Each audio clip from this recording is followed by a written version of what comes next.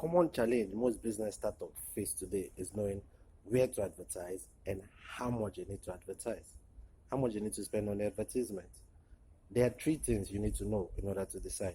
One is the demographic or interest of your customers. Two, your business model or your business structure. That is your business a B2B or a B2C?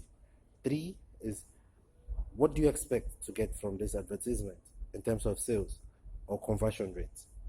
Knowing these three things can help us decide on what advertisement platform can help you get more customers.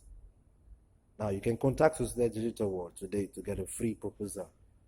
Remember, it's Sosodecx Digital World.